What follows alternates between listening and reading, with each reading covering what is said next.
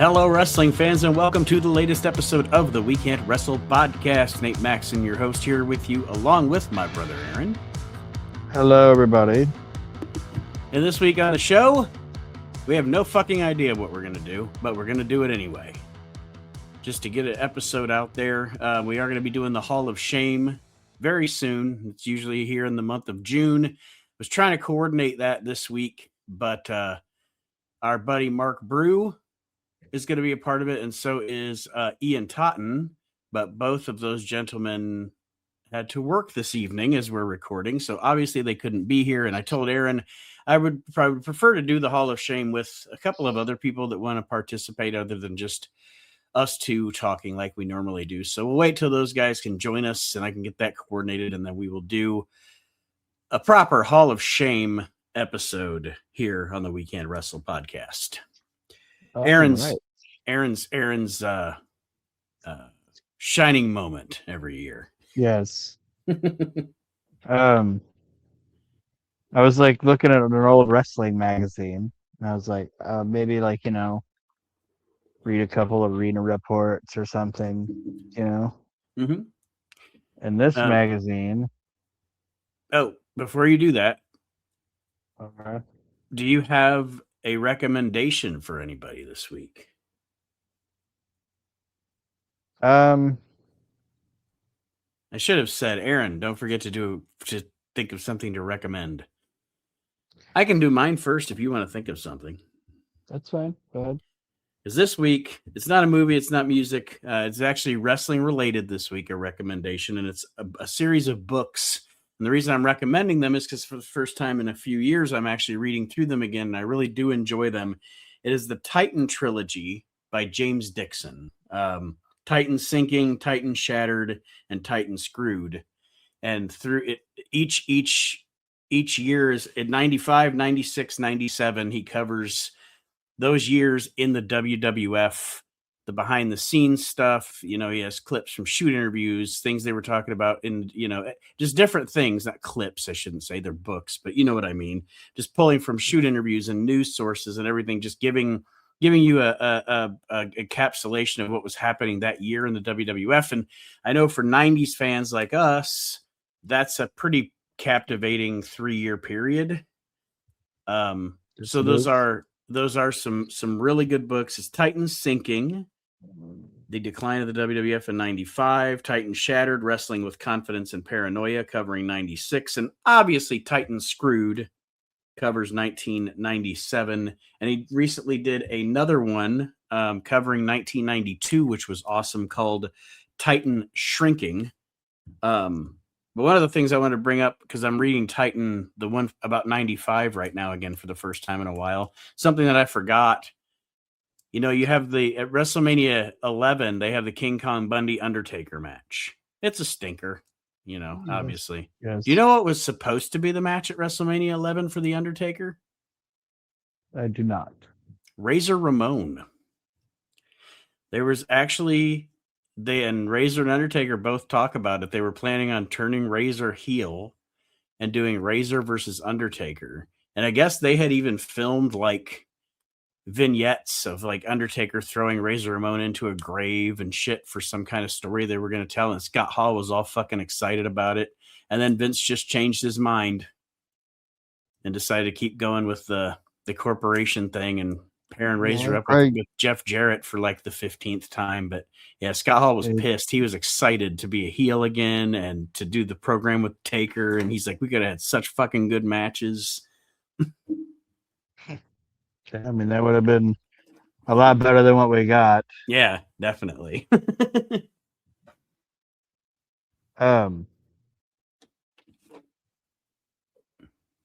Honestly, since I didn't think of a recommendation, I can't think of anything right now. So okay, that's all right.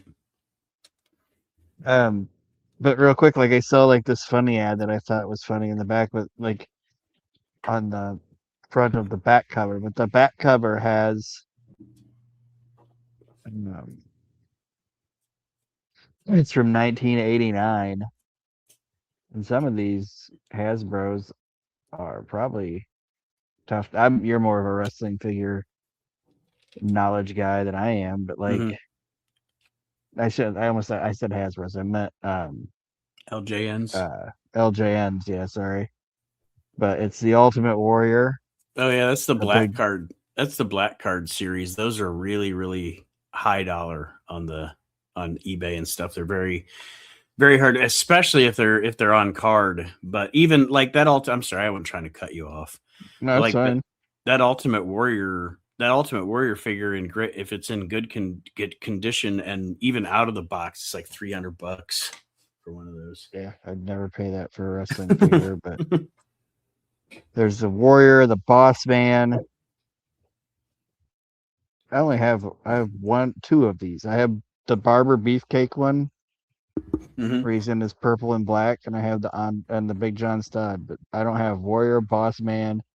There's a Rick Rude, Haku, and it makes sure to mention that Haku does not come with crown as illustrated. So where'd the crown come from? Andre the Giant, Brutus Beefcake, Big John Stud, and then the Warlord. I have the Warlord had a LJN. Yes, I have the Warlord.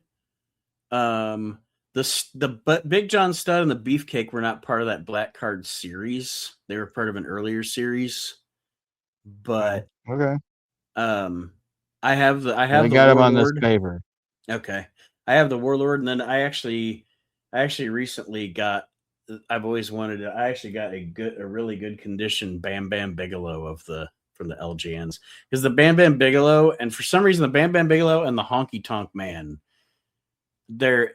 you can hardly ever find a really good one. Like they have like what I call the poop nose, or like the front of their nose looks like it's got poop on it, and the outfits, all the flames on Bam Bam are all gone, everything. But I've always wanted a Bam Bam, and I finally got one. I didn't have to pay full price for it because I won it in a raffle. But finally got a Bam Bam, and I only paid $10 for it because I won it on a lottery thing. But well, there you go. Well, each one of those figures is only $16.99 each. Mm-hmm. The WWF wrestling ring, $24.99. WWF steel cage accessory is $14.99, and the WrestleMania video game, be Hulk Hogan, Randy Savage, and other WWF superstars. Challenge your opponent or the computer to a WrestleMania tournament featuring a whole arsenal of bone-crunching maneuvers. That's not true. That game sucked. And then there's also a handheld game, which is just Andre and Hulk Hogan. The video game is $49.99. The handheld game is $19.99. You can get them both together for $59.99. And then there's a 16. I actually have this thing. There's a 16-inch Hulk Hogan WWF Super Giant action figure with movable head, arms, and legs for $29.99. That's one of the reasons that I have not, like, not only I've kind of sort of stopped, unless it's something that comes along, or a figure. Like I buy most things Randy Savage, because I collect Randy Savage shit. Yeah. And I also I actually buy lots of Undertaker stuff, just because Undertaker, the character itself just lends itself to producing cool merchandise, Yeah. But unless it's like somebody that that I like, that they've never made a figure for, or something like that, I've really stopped.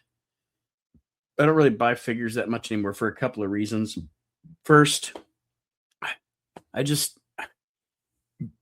hate to say it, but I don't care enough about the modern product to buy figures of the modern stars. And it's fucking expensive. Like, what is this so fucking, like, they'll come out with these special ones, like not necessarily Mattel even, but like some of these figure companies that make retro figures and stuff. I'll look and I'm like, well, it's cool that you guys made this figure, but does it have to be $65? I'm not paying $65 for an action. I'm just not. It's not happening. I can think of better things. Yeah. It used to be, but It used to be, and it was like, it's one of those things where for a while there I was going ham because I was buying all, I bought up all the old Hasbros from my childhood, and I bought up, a bunch of I don't know, just older stuff that I wanted to own, but now I have everything I want. I wanted. Too. So yeah. I do too. It's like I haven't bought a wrestling. It's like I don't need anything else. I'm not gonna buy something just to put it in a closet. Like, yeah. And I don't buy the shit to sell the shit. You know what I mean? Like, Right. I'm not buying this to sell it. I'm buying it to keep it. But yeah. Well, then on the inside of the back cover, it caught my eye because it's an illustrated advertisement. Okay. And at the top of it, it said Captain Sponge Fund says. And Captain Sponge Fund is trademarked, so we can't steal that. And it says, "Hey kids, Sponge Fun Wrestling is here. Now you can take on the stars of the SFW in your own backyard, ages 4 and up." And it is a 3-foot rectangular sponge, okay, that weighs 7 pounds. It's 100% quality washable fabric, non-toxic. It's flame retardant, ranked number 20. I don't know what that means, but it's got a generic wrestler painted on it. He's got green tights, green boots, green elbow pad or knee pads with the star. Like the guy, like a blonde mullet. Okay, basic looking wrestler, and his name is Dick Dare. His name is what now? Dick Dare. Oh my. Okay. Yes. Captain Sponge Fun is the champion of this Sponge Fun Wrestling, but he's not on the thing. He's just, you pretend to be Sponge Fun. And it says, at last, a life-size wrestling toy for kids, a full 3-foot tall opponent that is created with safety in mind. Now kids can practice all the moves they see on TV: body slams, elbow drops, suplexes, then go for the pin. All with an opponent who is designed to absorb punishment. So give Dick Dare your best shot, and he'll bounce back for one more. For hours of nonstop wrestling fun, order today. That's what's going on. This is the Sponge. It's from the Sponge Fun Toy Company. The Sponge Fun Toy Company. Yes, which is a subsidiary apparently of Forethought Enterprises Inc. Which, if they would have had forethought, they probably would have not called their thing Dick Dare.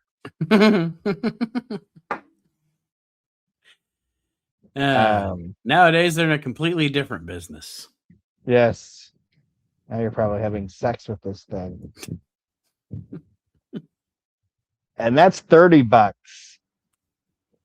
Oof. So a 3-foot, 7-pound sponge with Dick Dare painted on it is more than a Warlord action figure. And in 1989 money, in 2016 or 2026 money, it would be $80.57 for that sponge. Just for the record. Like, I don't know which name's worse, Captain Sponge Fun or Dick Dare. Well, now it's Captain Sponge Fuck and Dick Dare. Shit. That's what was going on there.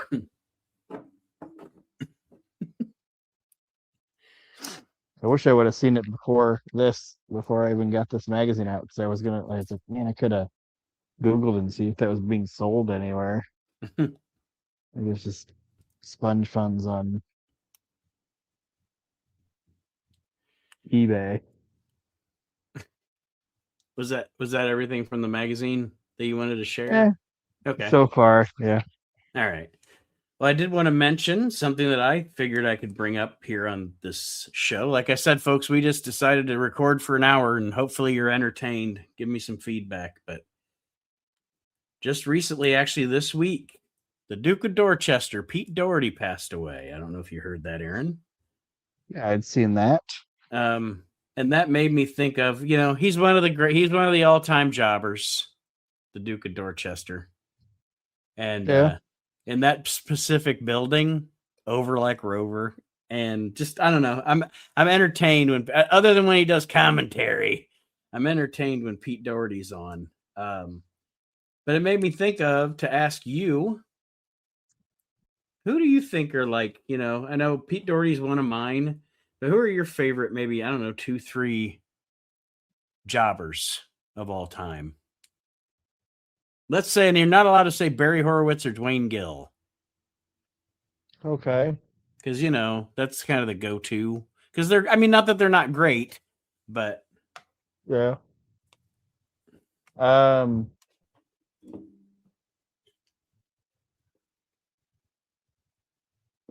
Dusty Wolf. Okay. Dusty Wolf in the wait. Is he Dusty Wolf in the WWF and Dale Wolf everywhere else, or Dale Wolf in the WWF and Dusty Wolf everywhere else? Anyway. Either way.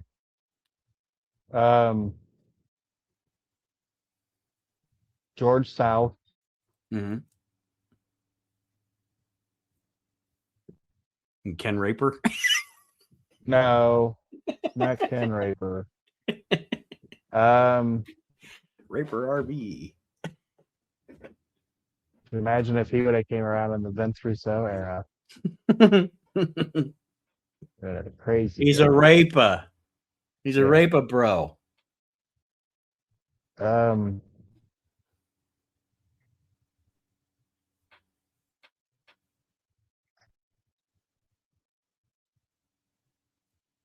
I liked,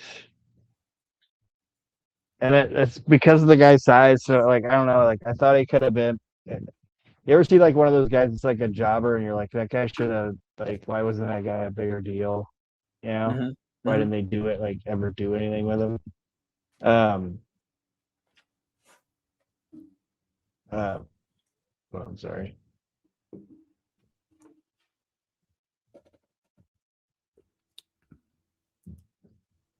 Bill Tibbs, you remember him? Yeah. Yeah, like they should like that. Like he's one of the guys. I'm like, man, they should have did something with him. But anyway, I'd say those guys. Yeah, I always liked Brian Costello, the guy, the Irish, or I don't know if he was Irish or what, but he always wore like the Irish looking tights. Yeah.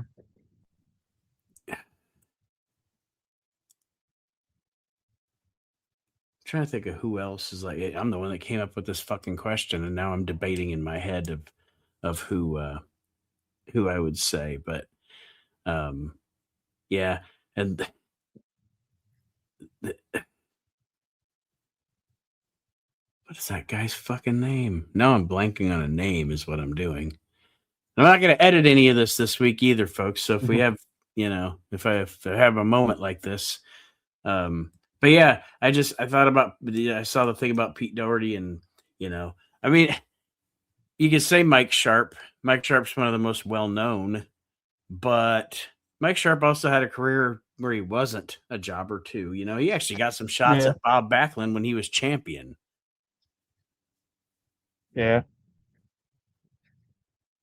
And then he I misspoke. I said Tib. It was Tab. I don't know why I said Tib. Yeah, Bill Tab. Sorry. Mm-hmm. I knew who you meant. And then I thought there was also Ken Timms, I think was his name.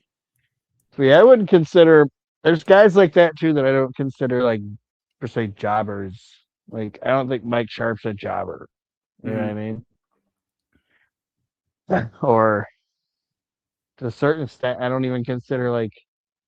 I know he is, but yeah, to me, like when I think of like jobbers, I don't even think of like Barry Horowitz, because Barry Horowitz had like a gimmick, and like a card and all that. You know what I mean? Yeah. I don't know. Pete Doherty, to me, like, I remember the first time, like, when I was like finally becoming like a wrestling fan that wasn't just a kid wrestling fan, like trying to go back and watch stuff and watch history and watch cards that you'd never seen before from like the Boston Garden or MSG or whatever, that, you know what I mean? Like, we didn't get to see that stuff when we were kids. So you go back and you watch all that stuff, and he just, I don't know, he just always really stuck out to me as just a unique character in wrestling. He was. I mean, it's like Vince had those guys like like that were, I don't want to say, like in territory wrestling, like the manager was more of the bad guy than the wrestlers were. Mm-hmm. You know, because the wrestler's gonna go away after a year, 6 months or whatever, but fucking Paul Jones or Lou Albano, they're sticking around, you know? Mm-hmm. Yeah. And like guys like Pete Doherty and Rusty Brooks and dudes like that, they're like Rusty Brooks, that's the name I was trying to think of. Thank you. I was picturing that big fella. I was picturing that big fella in my head, but I couldn't remember his name because I'm like, oh, he's that big fat guy that could actually fucking go. Yeah. And I'm not saying they were like, yeah, but like Pete Doherty, sure, he wasn't gonna lose, he wasn't gonna win. I'm sure he won matches we didn't see, you know. Yeah. Like, I'm sure there's times that Pete Doherty beat some other fucking jobber, but these were the names that were there all the time. So it's like, because you were gonna have Tito Santana wrestle Greg Valentine every week, you know. Right. But right. you also had to have dependable guys on the card that were local. You didn't have to pay a shitload of money to bring them in, you know. Mm-hmm. You could pay this guy $50 and he's not going to be mad about it because he's only driving an hour or whatever. Right. You know what I mean? Like, yeah. Because like we think about like, oh, you drove from New York to this place. Well, all those towns up there, all them cities and shit up there are so close to each other. It's not like it's this big far drive in that area of the country. Mm-hmm. Like Rhode Island isn't very big. You know what I mean? Right. So I don't know. I don't know if what I'm saying makes sense, but those guys were super important in that aspect. And Pete Doherty was a fucking character, and I enjoyed the guy. Then like WC, I like I don't know. I think because he just looked like a dude, and I know a lot of jobbers do, but he looked like a dude from Toledo, where we were from. That Pat Rose guy, I like him on WCW, and Bob Cook. But Pete Sanchez? Pete Sanchez, yeah, and then Doug Vines, Larry Santos, yeah. Those guys made a good little fucking career for themselves, and they were a good little jobber crew for WCW in the center stage and shit. Yeah, they didn't have to leave that area. Mm-hmm. They got to work like every week, 6 or 7 matches. Like, yeah, who gives a shit if we're losing? We get to stay home. It's a pretty good gig. We might have to work for the Pepsi Cola bottling factory on the weekdays, but fuck it. We look the part. Yeah. Now that you're in a grocery store, you should start seeing what I was telling you about with chip vendors. Well, I had that at Big Lots too. They all look like Mike Graham.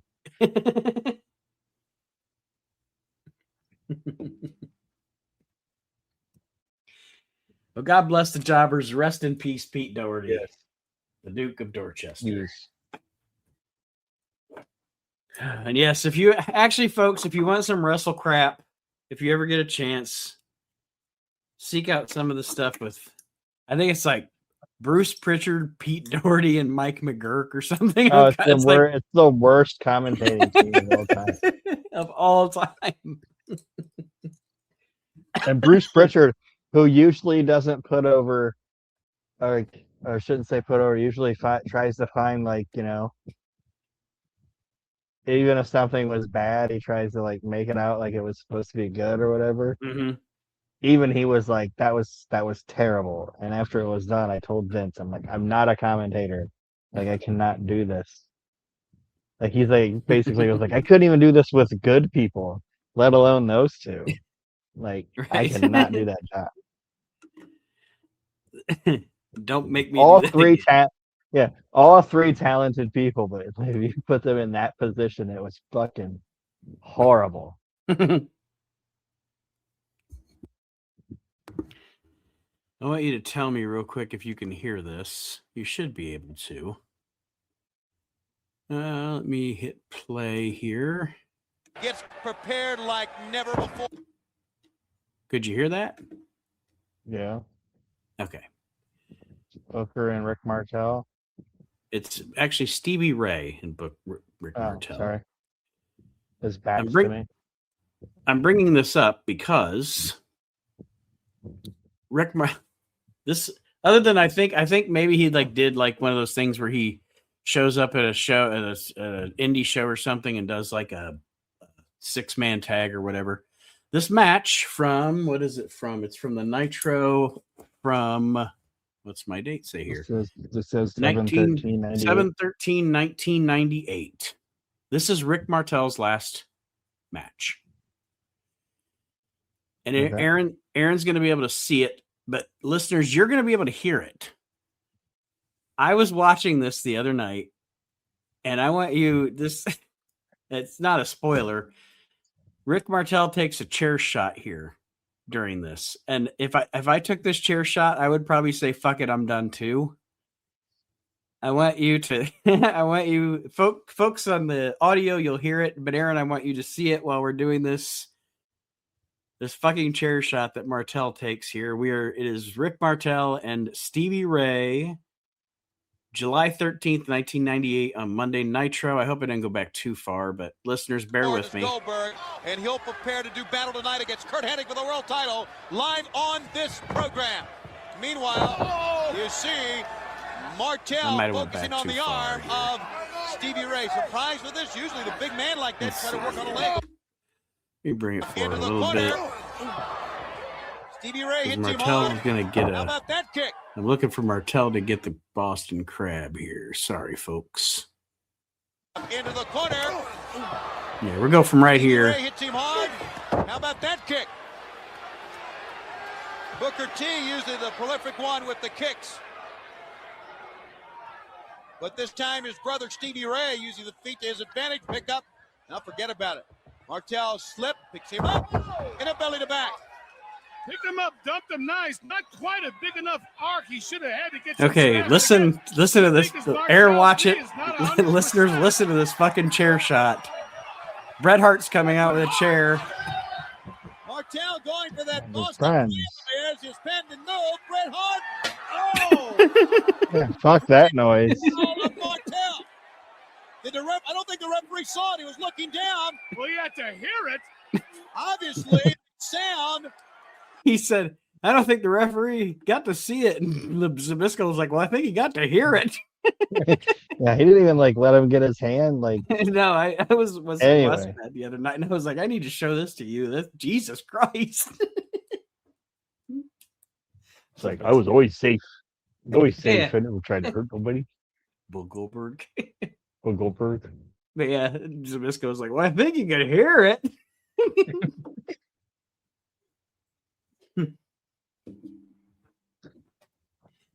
Oh, I'm gonna tell you that I heard Jim Ross on his podcast talked about how he tried to get Zbyszko in '98.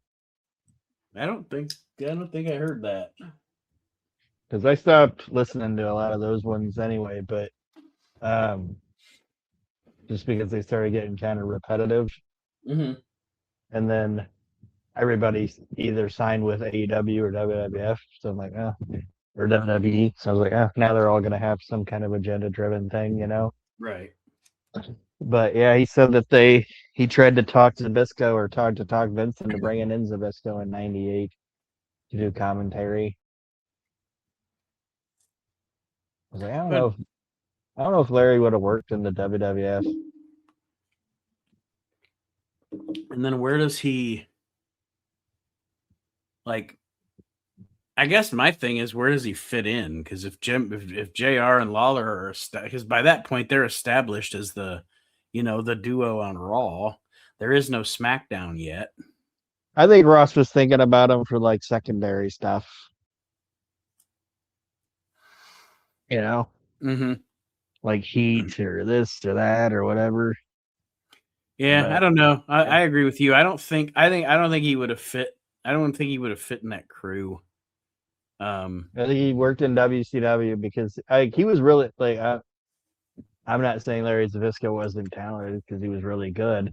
You know what I mean? Mm-hmm. But I think he worked better in WCW because WCW kept it more until even when the NWO showed up, like they were still a more of a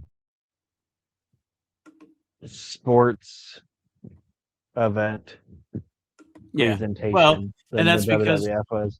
Yeah, and that's because essentially I've always said it that their production team was essentially, I mean, it was a WCW crew, but it was a Turner Sports division.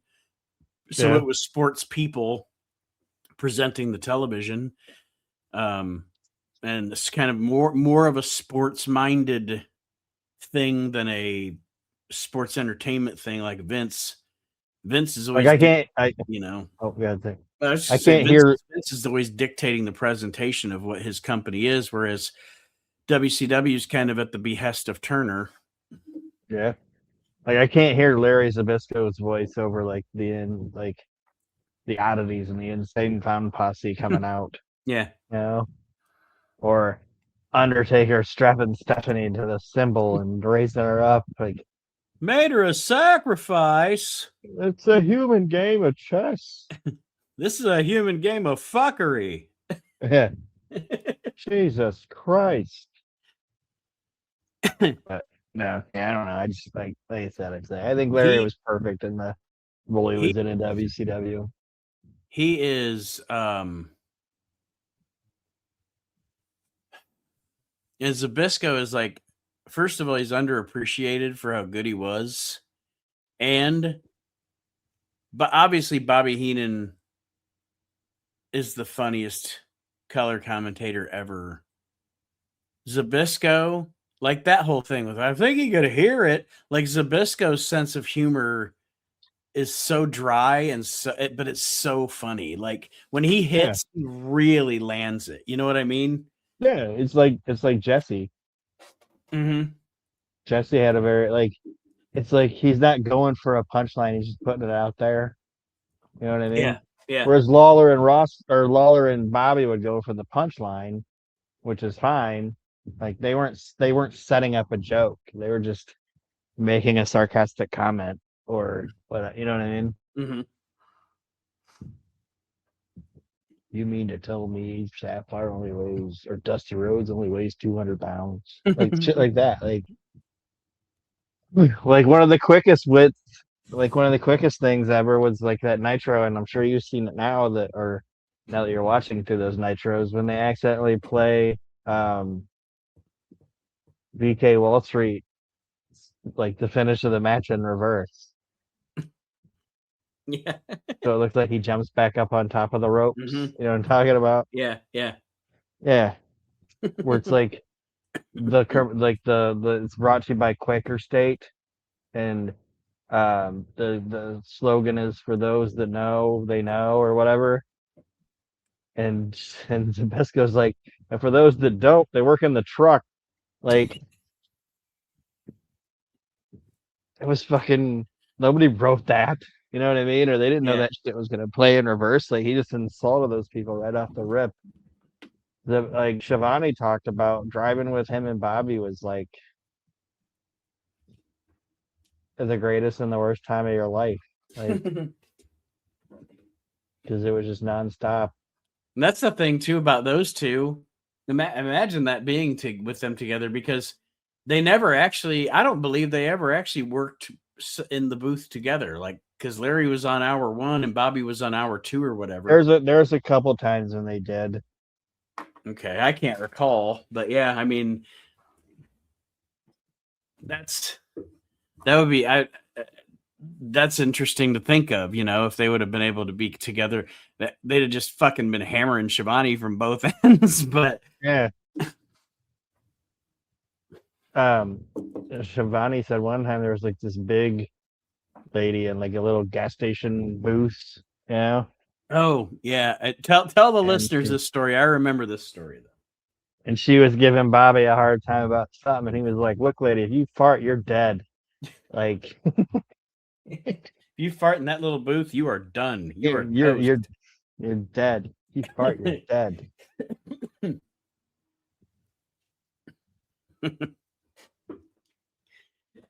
Another thing that I've been watching, thanks to Crispy Lettuce, I'll put him over here in my little subscription to his video service. I've been watching, giving it a chance and watching AWA.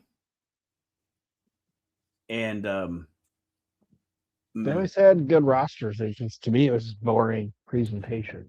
Well, and yes, and some of it is, and some of it isn't. Some of it isn't as bad as I remember it from when I originally saw it back in the day on ESPN or whatever, like my childhood or teen memories of the AWA, or some of the stuff that I saw on YouTube back in the early YouTube days. It's not as bad as I thought. Some of it is. Some of it's really fucking rough. It's kind of one of those companies that it's kind of like World Class, where you go through a rough patch and then you have a good hot patch. You know what I mean? Yeah. But one thing that I want to bring up here because of that is because, and you'll know when I say it, folks, and Aron will definitely know that I've always been a huge fan of this tag team. But I want to say that I officially think, having watched so much of their stuff now consecutively, as I'm kind of watching their run in the AWA, one of, I think, possibly the most criminally underrated and not talked about enough tag team of all time, I'm going to go out on a limb, is Tanaka and Diamond. Those guys were so fucking good. And I know that we've said it a million times how good they were, but what I'm saying is, watching this shit in its entirety, and not just individual matches, or not just the Orient Express stuff or whatever, watching their run in the AWA and the matches they're having, and they're so fucking good. Like, it is criminal that they're not acknowledged more than they are. Yeah. I don't know why either. I don't know if it's just I honestly don't know why they're, because I never heard of them they're having any, like, I know Pat Tanaka was kind of had his own ego or whatever. He was doing the Trump. He was doing the Trump thing. He's kind of living in his own reality or whatever. But I mean, those guys were a fucking awesome tag team. Like, I would say, like I said, I can't think of another team where I would say they were.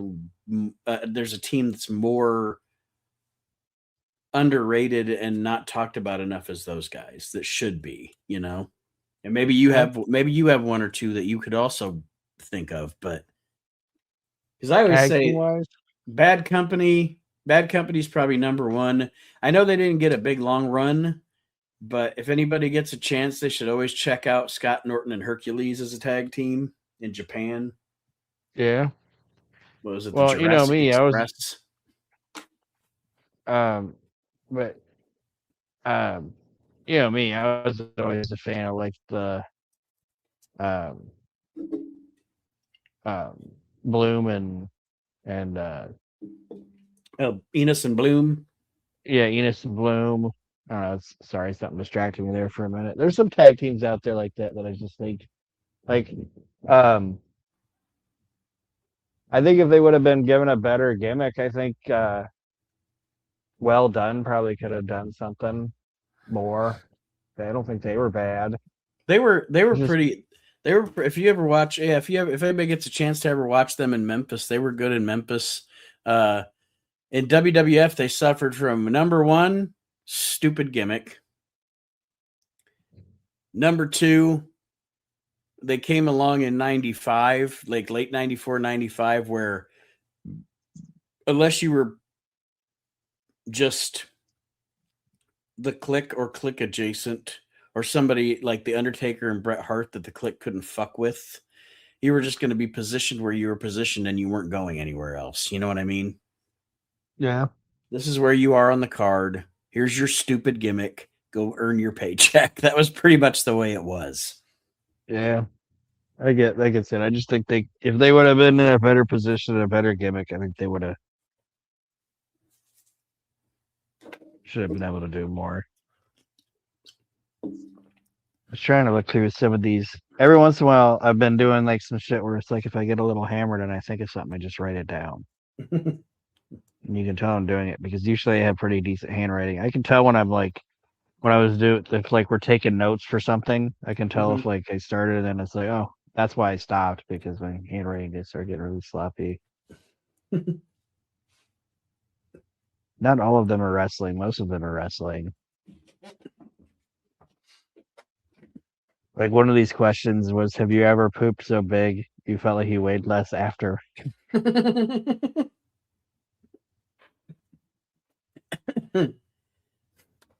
Which, I mean, I have had that happen.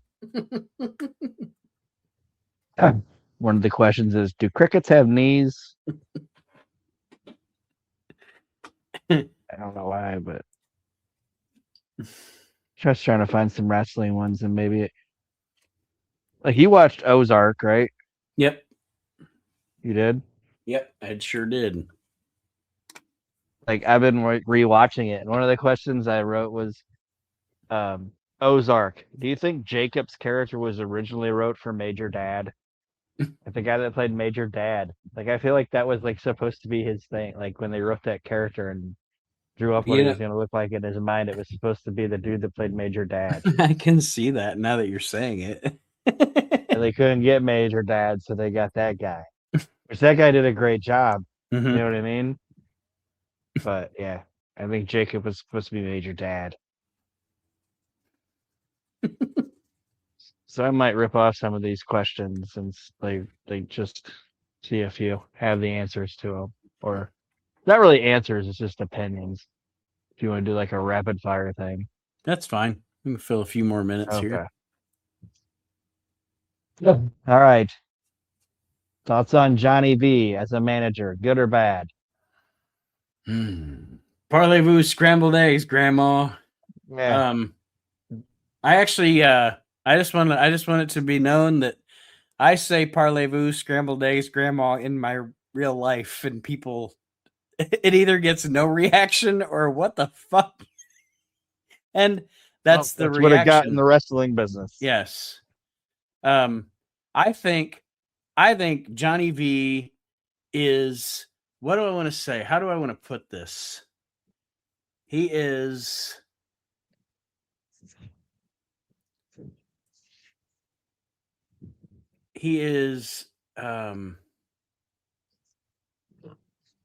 for you and me,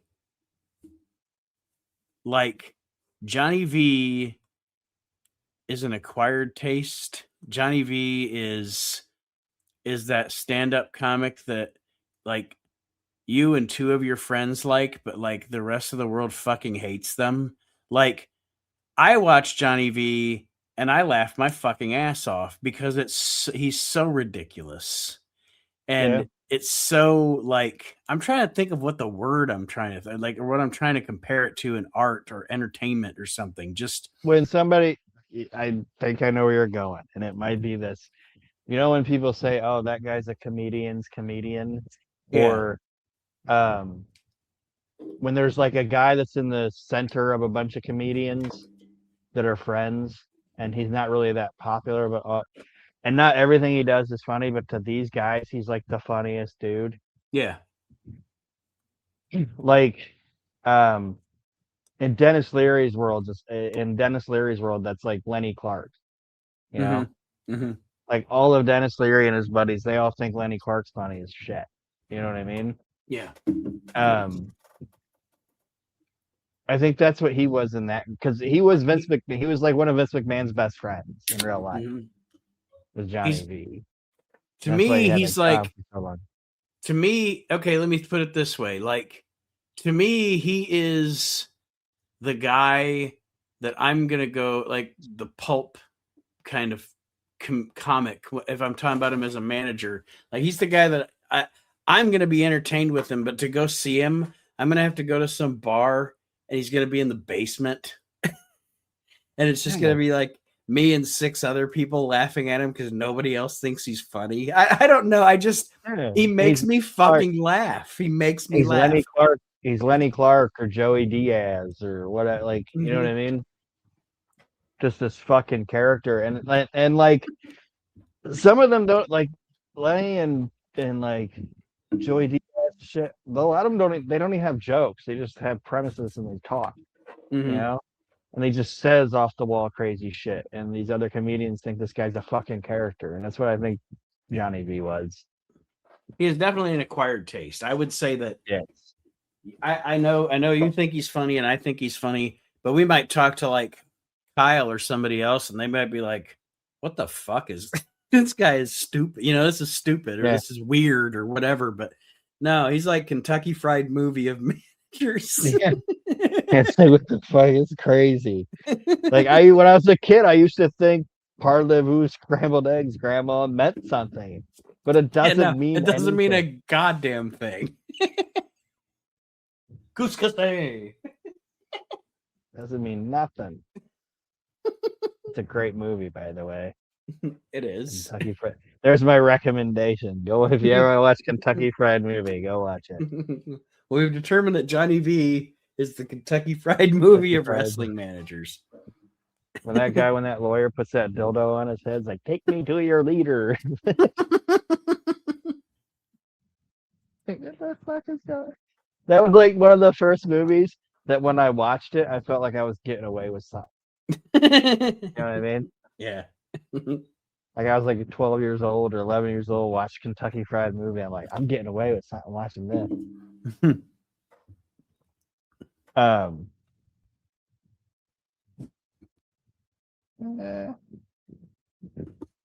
Let's skip that question for now.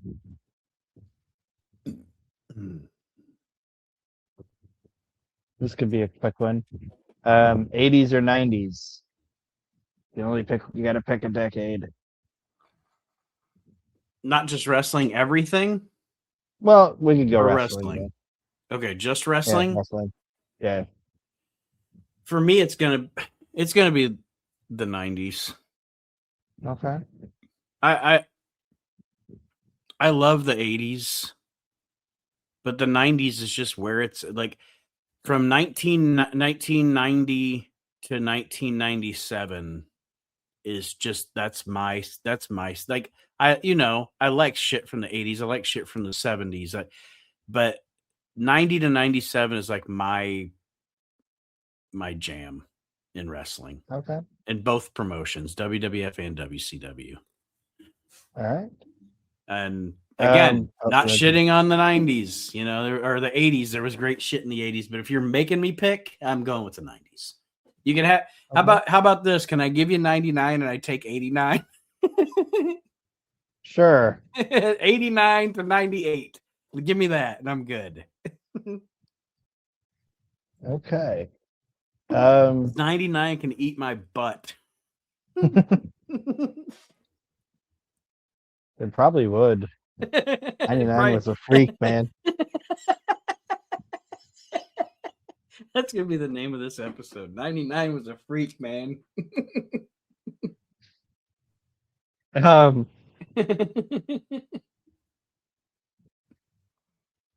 We'll do a couple more. Okay. Who means more? This is a commentating question. Mm-hmm. Who means more to their respective company? Jim Ross to the WWF or Joey Styles to ECW? Joey Styles to ECW. Okay. And here's why I say that. It's almost like not fair It's not almost not a fair question, but it is. Because number one, ECW only has that time frame, and he is the voice of it. Whereas the WWF has the time frame of Vince McMahon's voice, the time frame of Jim Ross's voice, time frame of Gorilla Monsoon's voice, Michael Cole's voice. So Joey, because Joey is the literal voice of pretty much that whole. I mean, we're not going to count the Jay Sully days. But Joey's voice is the soundtrack of literally the soundtrack of the entire promotion's history, you know? Yeah. Okay, so that'll roll into this question. As Michael Cole eclipsed JR as being the voice of the WWE? There are two answers to that question. One is yes and one is no. And the reason I say that is because yes, he has been the lead announcer for that company longer than Vince now. And for an entire generation of wrestling fans, let's say people my son and daughter's age, by the time they knew JR as just the old guy that was on. He'd be on Raw, he'd be on SmackDown, whatever. But he wasn't. Michael Cole's the voice of that company now. If you think about it, he's actually voiced more of its history than I guess Vince did too, because he did the Howard Cosell Vince for a long time. But you know what I mean? Like the big produced history of WWE as an entertainment juggernaut. Michael Cole has voiced more of it than Vince or JR at this point. That's what I'm saying. I think he's eclipsed and he's become the voice of the WWE. Yeah, for good or bad. And I don't hate him, and I don't understand people that hate on him. I don't either. I think he does. I think he does a fine job. I personally like JR better. But Michael Cole does a fantastic job. He wouldn't if he didn't do a great job, he wouldn't still be there. Yeah. Because look how many people they've chewed up and spit out over the years. I'm not disagreeing with that at all. But yes, at this point, he is the voice of that company. Yes. All right, so we'll do two more questions. One you don't have to answer, but I think about it. And I must have been watching something and thought about it even more when I was drunk. And this isn't an indictment on anything what anybody believes in, okay? Because I don't know what's real. I don't know what's true. But I wrote, if evolution is real, why aren't monkeys still turning into people? You know what I'm saying? One day some naked guy just walks out of the forest. Or in the zoo. Eventually he's just like, hey, I'm Mark. I'd like to be let out now. I'd like some clothes. Yeah. My dick is out. There's children over there. Clothe me.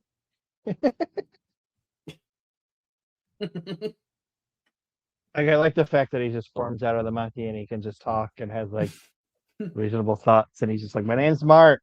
I'm Mark.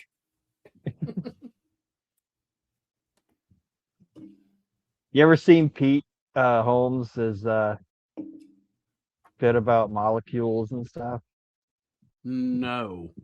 Where he's like, that doesn't make any fucking sense. You never seen that? I have not. Where we're all made out of molecules, and these molecules can't go through these molecules, and this stool is a molecule, but I'm also a group of molecules that knows my name is Pete. What the? It doesn't make any fucking sense. He's just going on about science and life and everything, and it's all punctuated with that doesn't make any fucking sense. It's one of the best. Oh, I fucking love that dude. That's one of my favorite one of his bits. All right, so now that was the non-wrestling question that you didn't have to answer because nobody knows the real reason anyway.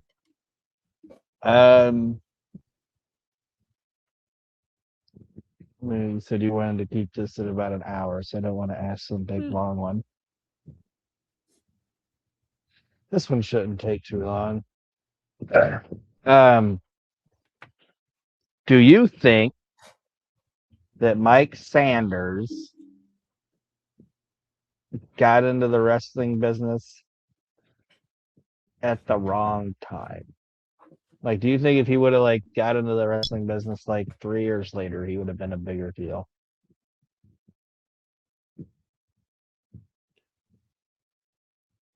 I think so. So he started up what in '99 with the Natural Born Thrillers thing and everything, or was it 2000? It was more 2000. Okay. I think that if he could have come along, you might be right. If he would have not done the WCW thing and he would have come along in the WWF, maybe OVW in the Ruthless Aggression era. Is that what you mean? Yeah. I think he could have fit that better. Actually, he probably would have been, I don't know if he ever did, but he probably would have been somebody, I bet, that could have benefited from the OVW thing and working with Cornette, because he seems like a guy that Cornette could get into, could sink his teeth into. Yeah. And I think Paul Heyman would have liked the guy. Mm-hmm. I think he's got signed with the WCW and was in that power plant thing, and then he was one of the guys that got scooped up in the contract lump, you know what I mean? Mm-hmm. So he was just kind of grouped in with the WCW guys, and the WCW got some of those WCW guys shit to bed. So it just turned out like, hey, every one of them except Booker sucks. So let's just get rid of them. Yeah. I don't even think other than when he was in the pathetic looking box office or box seats at WrestleMania 17, it was like, there's the WCW not so superstars. Yeah, he never made it. Yeah, he never made it out of developmental. He never made it out of Heartland. Mm-hmm. And I just, like I said, I was always a fan of him. Yeah, he was one of the few. He was one of the few good things about WCW 2000. And I think he just got painted in that with that brush, and just not like Chuck Palumbo and Sean O'Hare were big guys. You know what I mean? So they were going to try to do. They had the look, and Booker was Booker T. And it's hard to be like Sugar Shane Helms sucks. Well, yeah, and I was going to say, and Jindrak was a super athlete. Yeah, like those three, Booker, and it's all you gotta do is watch Shane Helms wrestle, and you're like, we got to keep this guy. Yeah, but all the other ones, they just kind of got, I don't know.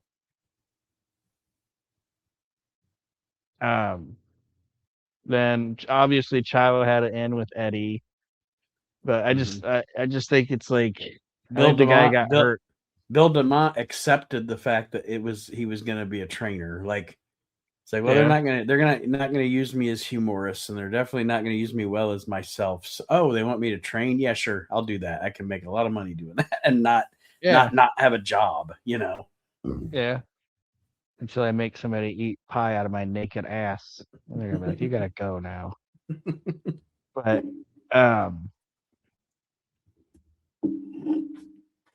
I would have quit the business. If Bill DeMott was like, eat this pie out of my naked ass, I'd be like, I quit.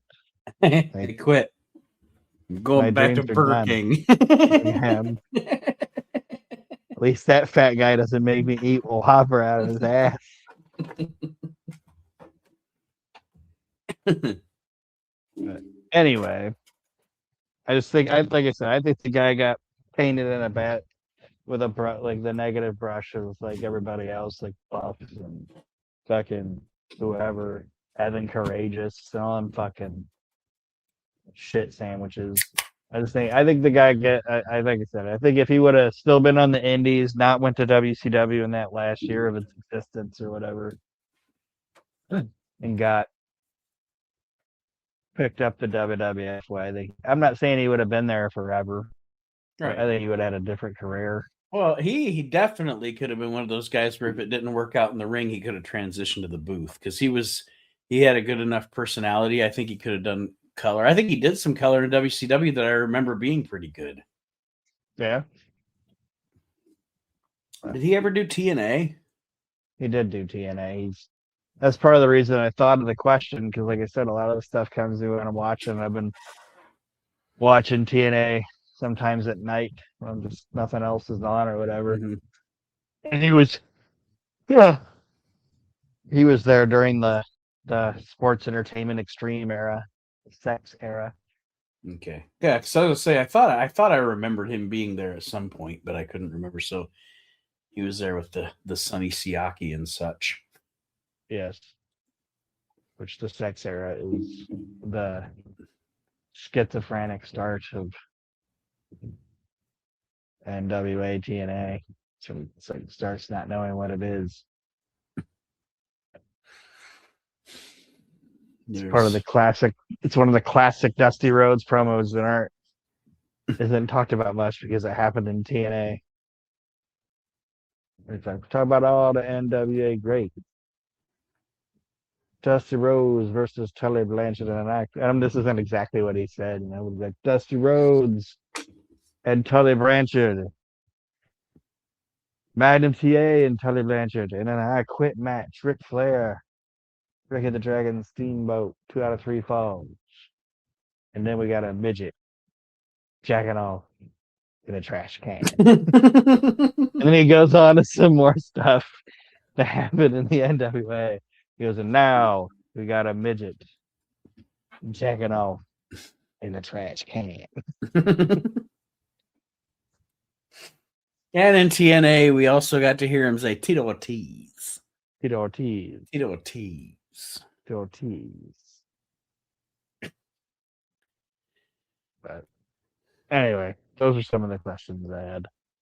All right. Well, I guess that will be. I don't have anything else that I had written down to really kind of discuss. So I guess we'll just call it a show. We've done an hour here, and I think it wound up pretty good. Yes. But yeah, that's going to be a wrap for this one, ladies and gentlemen. I'll let you know, or we'll let you know next week if we're going to do the Hall of Shame, if I can get that coordinated with the other guys, or if we'll do something else. We'll figure that out in the next couple of days. But I want to thank everybody for listening. Thank you for your support. If you're not already, you can join us on the Facebook group. It's the WrestleNet Radio Podcast Network, or the Facebook page.